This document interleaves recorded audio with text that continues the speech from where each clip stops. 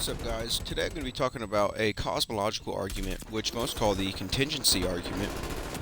And it's one of the better arguments that people use for God when trying to demonstrate his existence.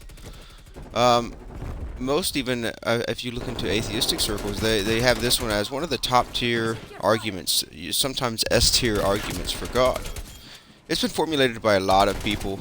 Leibniz was one of the ones that truly came about explaining it in full detail. But without further ado, I'm just going to jump straight into the argument and then try to explain a little bit of it the best that I can. So it usually starts like this. Premise 1, some things exist dependently. Premise 2, if some things exist dependently, then there must be something that exists independently.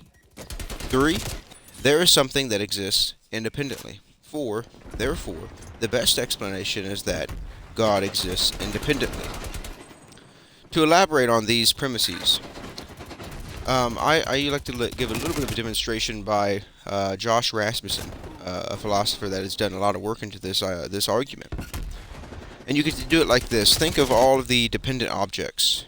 They all exist because of something else.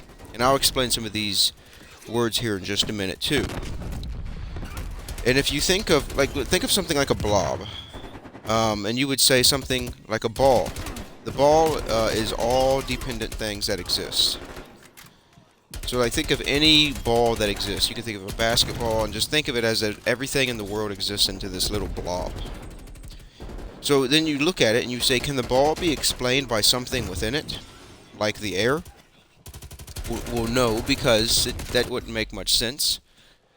Because someone had to have put the air inside the ball. You would have to explain why the ball exists by looking at something outside of the ball. You can't explain how the ball exists by something that exists inside the ball. So to find what caused the dependent objects, we have to look and say the cause is outside of it. So this is what we call something that exists independently.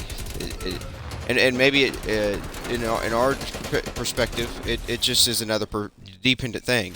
As in, the ball exists because a human made it, but then the human's also a dependent thing, because the human only exists because of their parents, and their parents, and their parents, and their parents, and you go back until humans didn't exist, and you look at other life forms, and then they're dependent, and then even the planets and the stars and all of these things are dependent.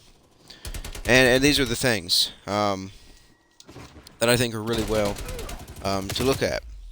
Even if you were to add up all of the dependent things in the universe, it doesn't explain why it exists.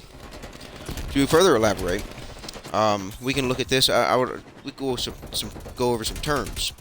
A dependent or a contingent being is something that exists as in a possibility. Like it's possible for it to exist, and it's also possible for it not to exist. So the basketball is possible for it not to exist, but it's also possible for it to exist. But then a necessary being is such that it's not possible for it to exist. So it has to exist in every possible world. Many philosophers have a problem with some of these ideas, but it's really interesting to see how they have continued this idea in progress along philosophical concepts. But thanks for watching. I hope you guys enjoyed, and let me know what you guys think in the comments below.